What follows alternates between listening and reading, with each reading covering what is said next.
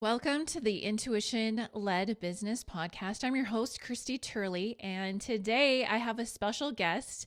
Before I introduce her, I want to tee up this conversation that we're going to have because it's an important one and there is some context as well. So, one of the things that I love doing whenever I work with anyone in my marketing and branding agency is understand who people truly are at the soul level.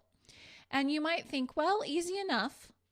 Well, it's not. According to a lot of psychological studies, people tend to act in accordance to who they think they are. And who they think they are is informed by other people's perceptions of them.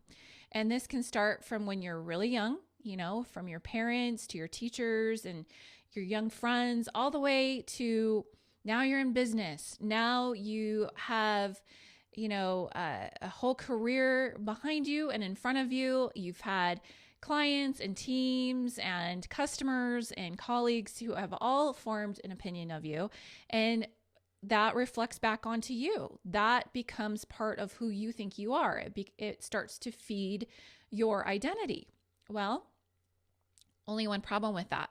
A lot of times people don't realize that that's not who they truly are at soul level.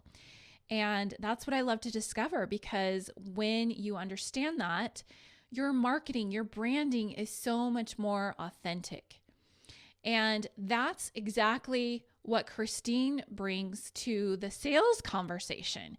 If you've ever wondered how to sell in a more authentic way or how to create soulful connections with other people, then you'll want to listen to this episode. Christine Volden is so talented. I feel like she's my soul sister. She and I really hit it off like instantly, and she practices what she preaches, okay?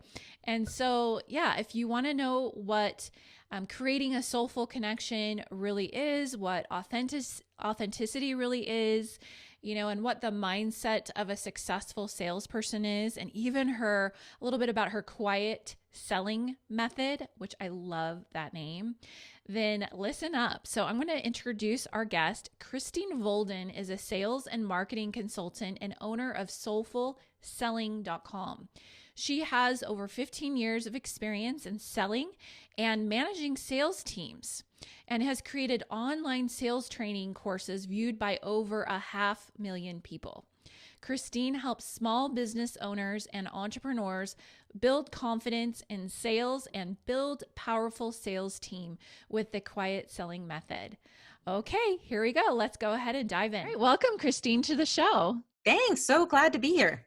I'm glad to have you. So we've had a couple of conversations offline, and we are in for a treat today. So I can't wait to discover what we're actually going to talk about and what comes up, because I feel like you're a soul sister, like a long lost soul sister. So I know. I could talk to you for hours. Totally. So you actually teach people how to create a soulful connection. Yes. And so walk us through what that looks like, because your whole thing is soulful selling and how to sell in an intuitive and connected way. And so I would think that the first step is really to create that genuine connection. So how do you teach this? It is. Yeah. And so many people, I just wrote a post on this today. So many people who are selling get caught up in like the stuff, right? I call it the stuff, like the pricing or the offer, or is this person going to buy? And if I sell them, is that going to increase my revenue? And I'm like, the important part is the connection. It's all based on a connection with another human, right? Even if you're selling to a company, you're still selling to a human being on the other side. And I always say that the real thing that you have to create for success, not just in the sale, but for the work to really be integrated, is soulful connection. And I always describe soulful connection as the difference between someone just like listening to you or just hearing you, and actually understanding and integrating that work, which I'm sure, like if you're a coach or if you're a healer or even if you're a consultant, that's really important. So there's a bunch of steps to soulful connection, but in its essence, it's about really creating trust and a relationship with another person. I've heard a lot in coaching people talk about creating this kind of like circle, right? Or container, right? And it's a very similar concept. It's creating an amount of trust, and you do that through, displaying confidence and knowing what you're selling and being really knowledgeable, but also for the person that you're working with, they have to be open to learning. They have to be willing to do the work, right? So sometimes you have to screen out the people a little bit. And then it's really building this really firm trust and confidence and building on it, right? In the beginning, sometimes we don't always have that really solid trust with someone, and we have to have a little bit of success to show them, and then that trust builds. So it's something that builds over time, but in essence, it's really creating a very trusting relationship with someone. I love that. And like, I mean, I can see how that would apply to most any business. Yeah. And even we were talking offline about course creation and Hmm. how that can feel really disconnected, and Yeah. how can you Yeah. create a soulful connection through something that might be like e-commerce, like they're buying a physical product or they're buying an online course. Like, how can we really do that when we're talking to many people as opposed to one-on-one? Yeah, and that's a great question, and I'm sure we talked about it, but the stats on people completing online courses is like slightly, terrifying if you're a course creator, because most people, and I think it's something like 90%, or if you know the exact stat. I mean, I I remember don't. seeing I've heard like 85% of people it. don't complete don't it. don't fully complete it. Yeah. Yeah. And I think that's very typical. And it is hard if you're selling automated. I mean, I learned really through trial and error. My first courses I always did completely live, and I had live Zoom calls. Then I started to do it pre-recorded, and I noticed I really was missing the connection with the people, and I noticed there was less engagement, and now I do a much more blended model. But I think, to your question about how do you create that if you're selling a retail product or an e-commerce product, or you're not talking to people. And I think it's really challenging, but I think so much comes to, sharing your authenticity with people. And I would say the biggest key, honestly, is online video. Um, it's funny, for many years, my background, I sold advertising at big companies like Yahoo and AOL, and I sold video advertising. And we would tell people, like, sight, sound, and motion together. There is nothing that's going to beat that. There's not like a display ad, a magazine ad. It's never going to be the same, because you can show the actual experience through video. And I can say, even I've been able to like energetically like pick up on things just through watching a video, right? And everyone has. I think no one can say I've never watched a YouTube video and like cried or been like emotional, right? Like, there's a lot of power in video. So I think you have to make a really conscious effort to really, really connect with people, especially if they're like people who haven't been exposed to your work before, and share about who you are, what you're about, like why you do what you do, all of those things. I think, going the extra mile on that is super important. Yeah, and like showing different aspects of your personality, maybe even Hmm. something that you're afraid to show. Like for years, I was like this, spiritually in the closet, Hmm. and it's so funny because so many people are very spiritual. And it's like, why am I afraid to show this side of me when Yeah. it's like there's so many people that feel the same way. And it's like, Hmm. that's something that can attract your ideal customer to you if you're just a Absolutely. little more open about maybe aspects of your personality that you're trying to hide. I mean, that's such a great story, because I had a similar experience. And then someone who I consider a really dear friend came to me, and she was like, I'm embarrassed to tell you this. And it was like a spiritual thing. And I was like, oh my God, you think that I would not be open to hearing that? And I felt so bad. I was like, I talk about that stuff all the time. Well, and So, it's like the name of your company, even the soulful hmm. selling Right. method. Hmm. It would attract people who are spiritually open to you anyway, right? But Yeah, that's been a absolutely. struggle of mine actually, because it's like I grew up like even my ancestors. It's like you don't talk about that. Like you Hmm. keep that business private. you Right, know? right. Yeah. I mean, I grew up in New Jersey, and I always tell these stories about growing up in New Jersey because I am more of an introvert. And in New Jersey, people are very much like, you say what you think and you're very direct about it. And there's no like beating around the bush. And if you don't say what you want, then people are just like, okay, next, like we're moving on. So Yeah. as an introvert, that was like a really challenging place to grow up. But I will say I learned amazing lessons there from that experience. Like I wouldn't want to live there again now, and I don't. But it was really a great training ground for me to understand, okay, I do need to be clear on what I want and ask for it. And that was actually made me feel really comfortable, like in a sales role. I think a lot of that was just growing up where I did. Yeah, that's so funny. Yeah, and it's interesting too because in some respects, like I don't have a problem being direct, but it's because of years of like oh, like we didn't want to hear your opinion, or Hmm. like, can you just, be a little nicer, and then you start feeling like, oh crap, like I've got to change, a little bit how I am. But Hmm. it's like, I feel like let's talk about authenticity too, because a lot of people talk about, oh, you got to be authentic. Yeah.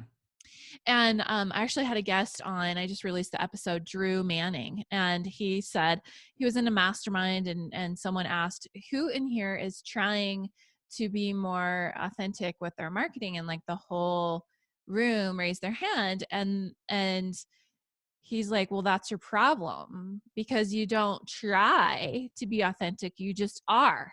Yeah, that's a good point. So I imagine this has a lot to do with what you teach people too, like connecting to people and that quiet selling method. Like how do you feel you would describe authenticity, and like what are ways that people can start to open up a little bit more and get a Mhm. little more comfortable in their skin, because I would imagine that would help them to sell better, right? They'd be a Oh, little more absolutely. charismatic and more themselves. Yeah, absolutely. And I think, I think the reason why I think sometimes people think they're being authentic and they don't realize it's not authentic. But I think the Yeah, key exactly. first is to really know yourself. And so often people haven't gone through any self discovery and haven't really looked at like their own behaviors or their background, and not even like bad things, but to look at all the good and bad things about us, which we all have, and also looking at our family history. I think there's so much to be said for that. I did a storytelling workshop with someone one time, and we went back generations, and I was like, wow, this actually has really influenced the person that I am. And that was so interesting for self-discovery, Hmm. and it helped me to be more authentic because I knew more about like why I was the way that I am. And I think that's super important. So I would say for anyone who's like a younger person, I know when I was in my 20s, I thought I knew everything.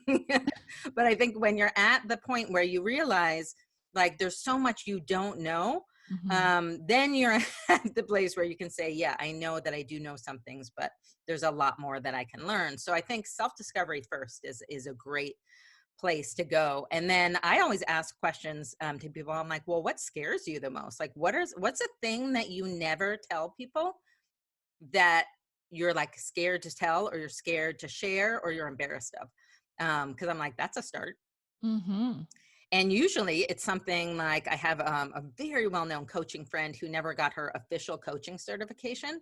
And she's been on like the Today Show. And I'm like, no one cared. Like she told me, and she thought it was such a big deal. And I was like, no one cares about that. And she's like, and I'm like, you should tell people that.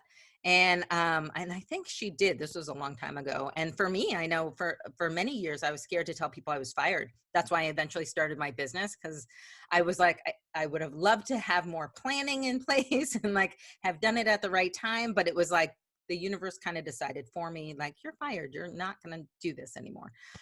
Because it wasn't just once, it was like twice in 9 months. So I was like, okay, like, this is clearly a sign. And I didn't used to share it. And once I did, so, because I had never been fired ever. And I was like, Mhm. this is crazy. And once I shared that, I got so many people emailing me like, oh, the same thing happened to me. And it's like such a gift. And I just got such validation from sharing it. Yeah, that's awesome. Well, and it's like, if anything we can learn from this whole 2020 experience, I'll just wrap it up in a nice little bow like that, a 2020 experience. Hindsight is 2020. It's that, you know, we're all going through something. Hmm. We are, maybe not experiencing it in the exact same way, but we are all experiencing something. And people are very open to hearing that you're not human, Yeah. that you are human, sorry, that you're not perfect is what I meant to say, Yeah. Yeah. and showing that human side. Yeah, absolutely. And I think that's been one of the like kind of upsides of everything that's been going on right now is that people are kind of forced to check in. I remember, when people used to just say, "Hey, how are you?" and they didn't really listen to the answer. And Sure. now people actually are like, "Are you okay? Like, are things okay? Are you doing okay?" And then people are actually listening. And that's a huge shift. People did not do that. Even like friends and good friends would do that to each other. So I feel like it's made us all more mindful. And even with business colleagues, people that I only know professionally, people are really want to connect and be like, "Hey, how are you? How's homeschooling going for you?" Because we're like, "Yeah, no, it's hard." Yeah, So exactly. yeah, I mean, that's been one of the upsides, I think, that people are connecting a little bit more and being Right. more honest and not saying, "Oh yeah, everything's great. I'm working so hard." Right? Yeah, I was just going to say it's reciprocal, right? It's the mindless question, how are you? And then the mindless answer back, oh, I'm great. Hmm. As opposed to, no, how are you really? How are you dealing with XYZ? And then the answer that comes back, well, this is how it really is. Yeah. Yeah, I love Yeah. that. So let's talk a little bit about the mindset of a successful salesperson and a little bit about Hmm. what quiet selling is. It's such an intriguing title. Hmm. Yeah. So I do talk a lot about this, and in terms of like the mindset, I think there's so many things that go into it. But if I were to sum it up in one thing, I would say the mindset of a successful salesperson expects success, right? They don't worry about it. They don't overthink it. They just expect that it's going to work out. And I think that is such a simple but key like concept to like embody, right? You just assume things are going to work out instead of worrying all of the reason. And I can tell you so many examples of things that I thought were not even possible, getting corporate sponsors, like things that I just didn't even think could happen. Even like during like this pandemic that just happened like magically and easily. Because Oh, I was please like, do tell. Tell us a okay, couple of so inspiring stories. I will give an example. So after everything, I have a great relationship with a fairly big company, but they've never like paid me for anything because that's like they're a huge Fortune 500 company and they feature people in their ads and stuff like that. And I was like, you know what? I'm just like this whole like pandemic is happening. I want to get a corporate sponsor. I'd never really thought about it before.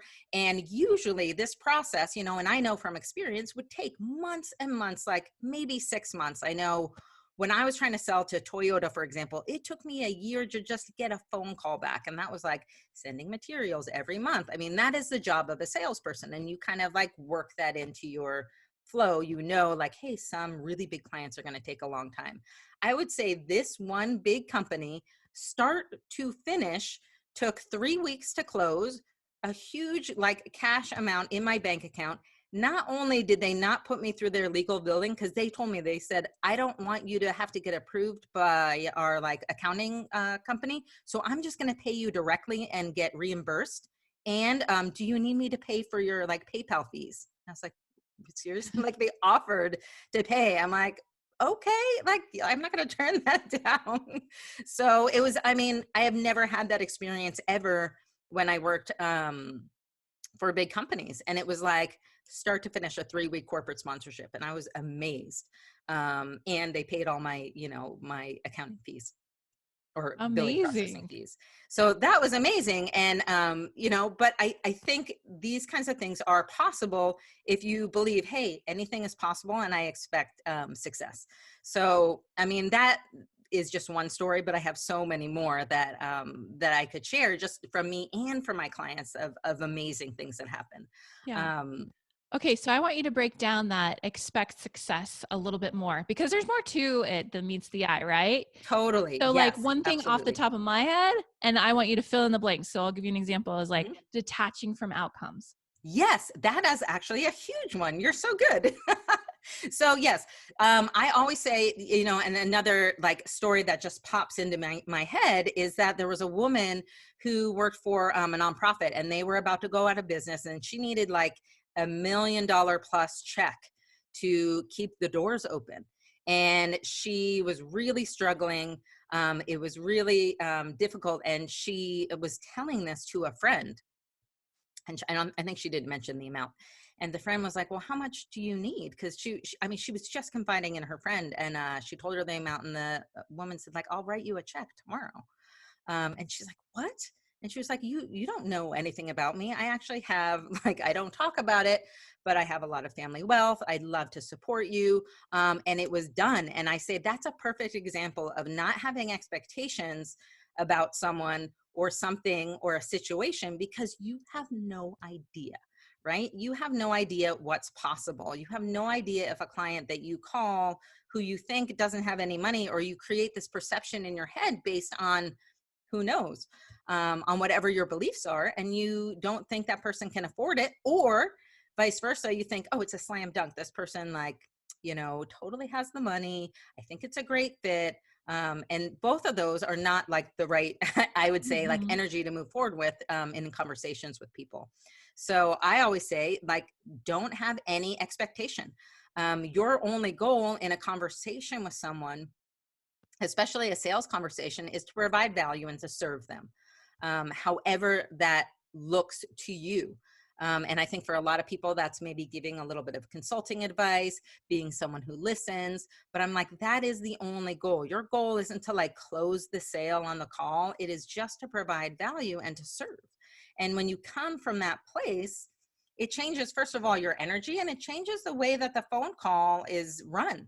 I know so many people who have this checklist, like, this is how you do a sales call, right? You have to do this, and you have to ask them this, and then you have to show proof and give testimonials, and then you have to ask the what, it's like goes down the whole list. And I've seen it, and I've even, given feedback on those, but I think those are like a huge crock of shit. Like, I don't think those are useful at all. Yeah. But I think, I would say, if you could go to a conversation and say, hey, my goal here is really to provide value. How can I do that for this person? Yeah. Seeing sales as service, really. Yes. And even I feel like there's a problem with the word closing a sale. Yes. And I actually always say, I say I never use that word, but I always point out I don't use that Yeah. word. Sure. So Well, yeah, I, you're pointing it out now, but yeah, tell us what's so yeah. wrong. And I think well, first of all, I think it's a terrible word because it is the exact opposite of closing, right? Like, you are beginning the start of a relationship with someone unless they're a Mm-hmm. repeat customer. So I say it's creating agreement, right? Because it is an agreement to move forward. And I say that this is why selling and learning to sell mindfully is so important. You're setting the tone for the entire rest of your work together. So if you're an entrepreneur and you were hard sold, and you felt like, someone didn't listen to you when you were giving feedback on a call, and then you get into the program, you're already coming with this feeling of, I wasn't listened to. I felt kind of steamrolled. I'm not 100% on board with this. And that is not going to be good for you, or like anyone else in the group, or the person who's leading you. It's not good for anyone. So, I mean, I would much rather see people have, like I say, it really should always be a win-win situation. If someone's not a hell yes, then they're a no. And that's fine, because that's the kind of clients that I want. And that's the energy I want around my people. Mm-hmm. Yeah. And what you bring up, it really is a two-way street, with the Mhm. win-win. I've had situations where I've been, I'm in one-on-one consulting, and I've had a few, one-to-many programs as well. But like, I remember the people that are saying, well, can you work on the price a little? Like, can you give me a discount or something? And Mhm. I mean, it depends on how they phrase it and what their energy and their intention is behind it. Like, some Right. people are just out for a deal, like they're Yeah, those people. And then there's some people absolutely. who are truly like, I really want to work with you. Is there a payment plan? Is there some Right. like, so, I mean, what would you say about that? Like, are there some telltale signs that, maybe you shouldn't move forward with this deal if you're the salesperson. I'm talking Yeah. about if you're the salesperson or the Yes, marketer. absolutely. And I think that's a great example, like kind of picking up on the energy, because there are some people who naturally like love to negotiate and that like makes them Mhm. feel good. But then there's other people who ask a ton of questions, right? And when they start getting into the nitty gritty, and I've had clients who do this, they're like, wait, so how many calls do I get per month again? And what is it like? Where do I log in? And how do I, once they start getting into these questions, I'm like, first of all, I think everything is not exactly what people say it is, right? If people say the objection is price, it is not always price. Mhm. A lot of times it's just that it is not a priority for them, right? Because money represents our priorities.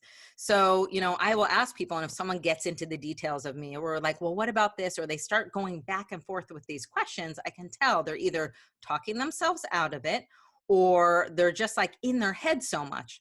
So I always tell like, and I've had clients like this before, and I'll say, okay, like, here's the situation.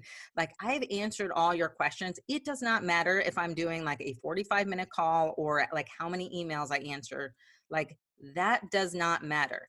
If you think we're a good fit to work together, let's like move forward. But I need you to go to like a quiet place and check in and like not with your brain, but like with your heart and see if you feel like it's a good fit. If you do, awesome. If you don't, it's totally fine. I want you to find the person who you feel that way about and work with them because they're your client. That's the person you're supposed to work with. But I do see a lot of people, and sometimes, to be honest, it's because someone had a bad experience. I did have one client like this who she had a lot of bad experiences with other coaches. I could just tell. And so she was really skeptical. And even in the beginning, she was sending me a lot of emails, like really like, what about this? What about this? Part of that was her personality type. And then part of it was that she just wanted to feel like safe and trusted. So I made sure I went like above and beyond working with her because I could tell she was a good fit. She just didn't feel completely safe based on past experiences. So, I mean, I think like you said, it's like picking up on the intention of what they're looking for, but also having frank conversations. Mhm. A lot of people will shy away from the money conversation. And I've had talked to people and said, like, look, if this is truly a financial hardship, this is not the right program for you. But if you're really debating between this and something else, like, let's talk about it. Like, what's your real concern? Mhm. Because it's so easy as a buyer to be like, oh, what's the price? Or like, I can't make that time. And they're just saying that to put up a wall because they don't want to talk about it. So take the time and dig into it and say like, well, what's this really about? Like, let's talk about it. I love that because there's usually a question behind the question. Yeah, absolutely. There's Exactly always. what you're saying. Yeah. Okay, so let's talk about intuition because a lot of these concepts that you're bringing up, I mean, it's really about tuning into that other person and like feeling what energy they're broadcasting or feeling Yeah, like, yeah, are they absolutely. out for, are they like a shark looking for a deal? Or Mhm. are they, truly wanting to ask you something else? They just don't know what that question is. How, Right. what's your philosophy on intuition and intuitive selling? Yeah, so my philosophy on intuition really is that it's all 100% about trusting yourself, right? I'm like, if you believed every little thing that came into your head and every like thought, like not, and you can tell where they come from, right? You can tell like the worrying thoughts, like, did I leave the stove on, is like in a different place in your body than like, does this feel right to me? Right. But if you believed all of those things and they were all right, like, how would you manage your day? And I really learned this from working with a woman who was like an intuitive coach and a psychic. And she was like, well, like, what if all that stuff you're hearing is true? She's like, the only difference between like you and I is that I believe all of those. And I was like, oh, wow, that's really interesting. So I do think you have to be in a grounded space to hear your own intuition and to pick up on that. So it's really important you know what your own process is around that. For some people, it's meditating. For other people, it's being in nature. Like for me, I just need total quiet. I can't have like music or like, stuff going on in the background. I just need it to be really quiet. And then I feel like I can connect. But yeah, I think that is it's just so important to trust yourself. And I talk about this in the corporate world all the time. It's about trusting your gut, right? Salespeople have been talking about this for like since the beginning of time, right? And it's about trusting your gut and why that's so important, because all like sales, especially in big companies, is all about the numbers and the projections, and they definitely tell a story. But if you have a gut feeling something's off, it is absolutely, because your gut is really your subconscious, right? And your Mhm. subconscious, I would say, is your intuition. Mhm. And I always say your subconscious is this massive supercomputer that's processing all this information that that your conscious mind cannot process. All of this stuff from all of your history, from everything you've seen and heard and smelled, and everything is coming together. And that's a very valid information source. So, like, why wouldn't you listen to that? Exactly. Yeah. I think it's too about your intention. So if you believe, if you believe in yourself and you can Hmm. believe that you will get the answer 100%, and then you have that intention, however it looks for you, like going on a walk or like you said, sitting, praying, meditating, whatever your thing is, it's that intention that you go into it with is like, Yeah. you Yeah. know, Absolutely. if you're seeking a Yeah. specific answer, also being open to what it could look like, and just kind of Yeah. like detaching your mind from forcing something to come out of it or Hmm. analyzing something. Like you really have to take your mind out of it almost. That's so true. Yeah. And especially some people are much more of thinkers than others, right? And they're like always in their head. And I always tell for those people, like, figure out the way that you cannot be in your head, whether that's you have to go on like a really hard run or like be in nature. But the other thing that I would say is super important, and especially for women, is to have something. And I used to call it, God, what did I call it? Now I'm trying to remember. Like a love journal that's full of all your testimonials. I do this Claim Your Mm. Confidence challenge, and the entire time during the challenge, they're building up things. Oh, I call it a love book. That's what it is. Oh, okay. I build up all of these things so they can create this book at the end so they can keep it on their desk or wherever they go for when they sell. Because I think it's human nature that we just remember all the things where we've made mistakes or we've done something wrong. And we forget all of the amazing progress we made. And like the client who tells us that, like, we changed their life, or that it was so impactful, or that it didn't just help them, it helped their whole family, right? We forget these amazing stories. And I think it's so important to remember those and have something, especially if you're selling on a regular basis, or anyone really doing business, that you have something that reminds you of that. Um, and you print it out and you can like look at it. So if you are feeling nervous before a phone call with someone, or even like before you're coaching a group, you look at that and you're like, no, this is who I am. This is what other people said. This is evidence Mm-hmm. that what I do is really impactful and like really, really helpful and meaningful. I love that. I'm going to do that. Like I have a testimonial page, right? Like Hmm. pretty much everyone does, but yeah, I don't look at it that often. And Right. Yeah, I know. so, We get them and we're like, oh my God, that's so amazing. And then we like forget, we put it on our website and it's like, we don't even look at it again. yeah. Yeah, and it's true. Like we're hardwired to remember the negative. Yeah. And it's just like an evolutionary thing. So I'm like, make sure you remind yourself, because there's evidence and like you are actually super amazing. That's amazing. I love that. So I'm super curious. So, there's some salespeople that can be pretty arrogant. Hmm. There's Absolutely. salespeople, you're talking about being confident, which is totally different. How does humility come in Oh, that's a when you're great talking to question. people? Hmm. Um, my definition of confidence, I think confidence is different for everyone, Hmm. right? Some people do think of being confident as being very arrogant or very sure of yourself. Sure. And I think usually, like someone who's pretty intuitive will pick up that that's a mask, right? People Hmm. who act like that are actually not confident, and they're doing that because they're trying to become or feel more confident, and they think that's the way that they do it. I would describe confidence as more of like being humble and like just feeling really grounded and calm.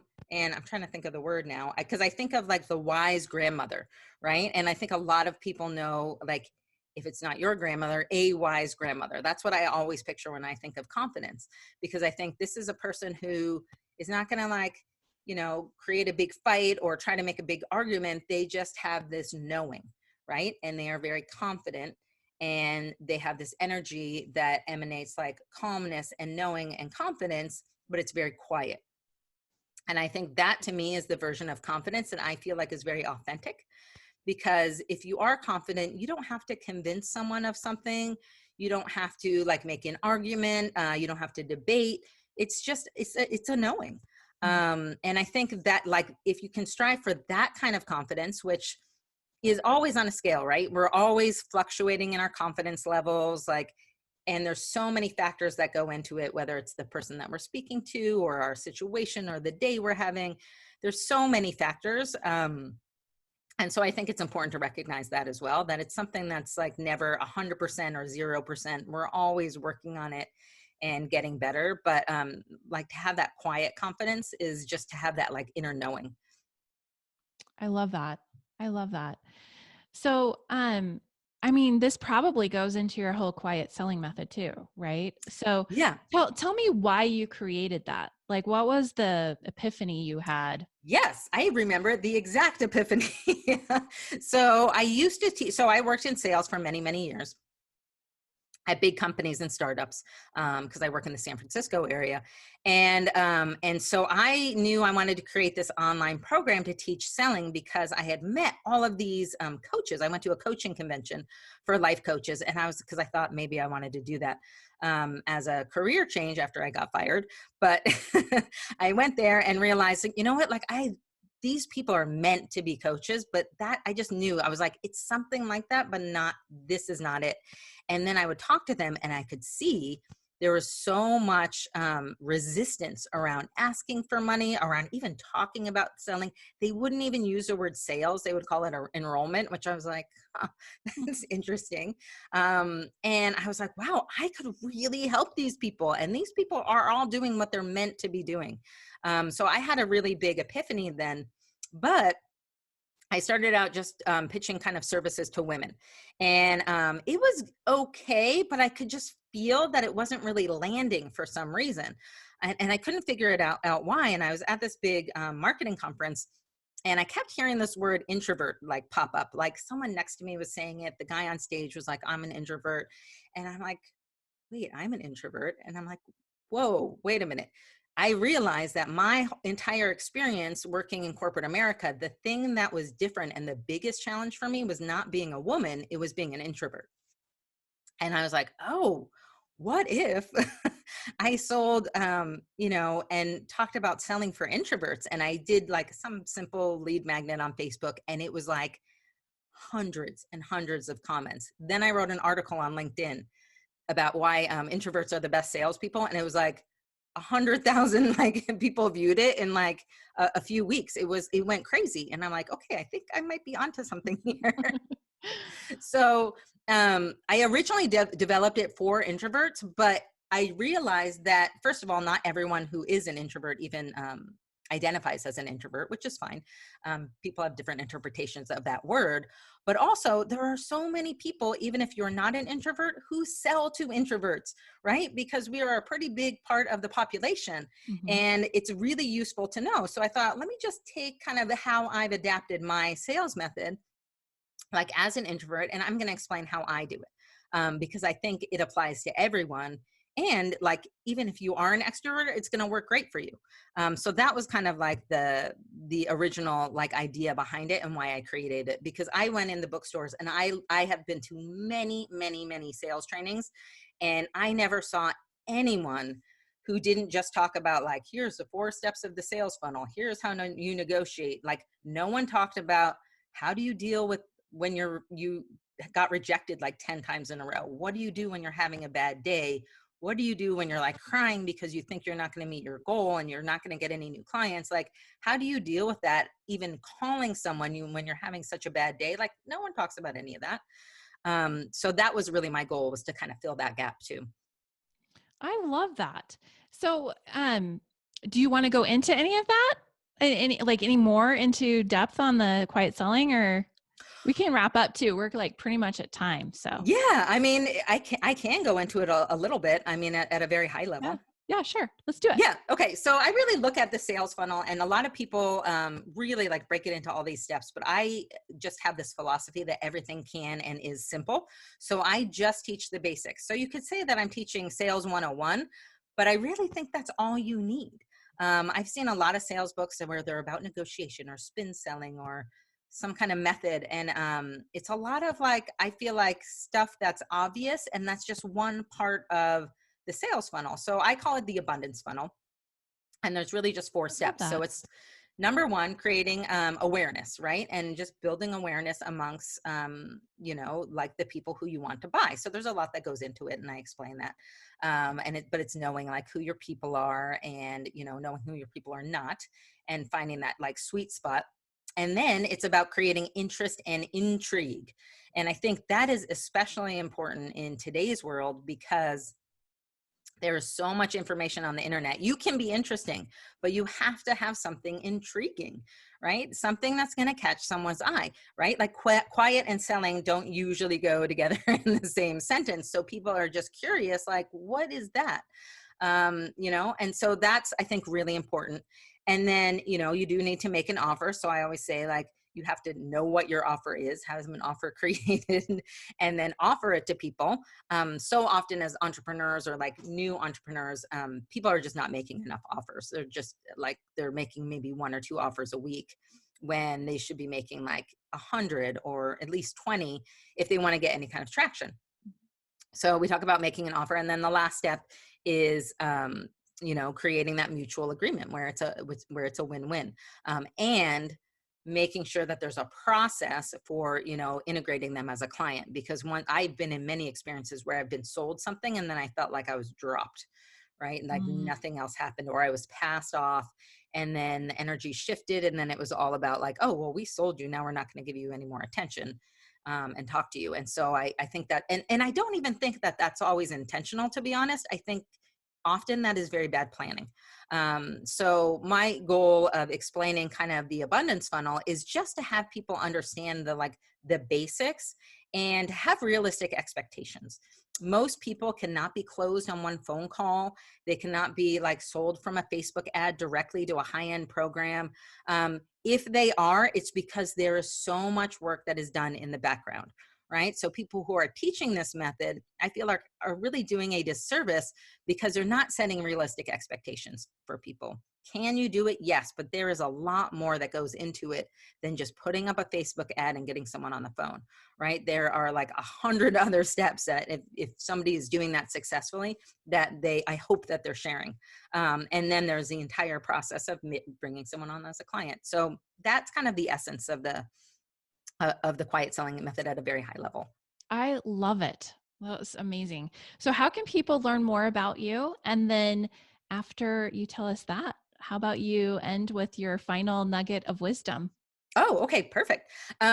So people can find me at ChristineVolden.com. Volden rhymes with golden. So it's Christine with CH, Volden, and you can find a ton of information on there, and some free resources and webinars and videos. And then all of my social media is at Soulful Selling. So it's just SOULFUL selling, and that's Facebook, Instagram, everything. And a final nugget of wisdom, I would say, just to realize that your intuition is never wrong. Never. It is 100% right every single time. So if you can use that as your guidepost and like tune into that, you are in like great shape. Be sure to like, comment, and share this video, and hit the subscribe button. I invite you to open up your intuition and make it your new secret weapon in business by ordering my book, The Intuition Led Business, at intuitionledbusiness.com. I am Christie Turley, and I thank you.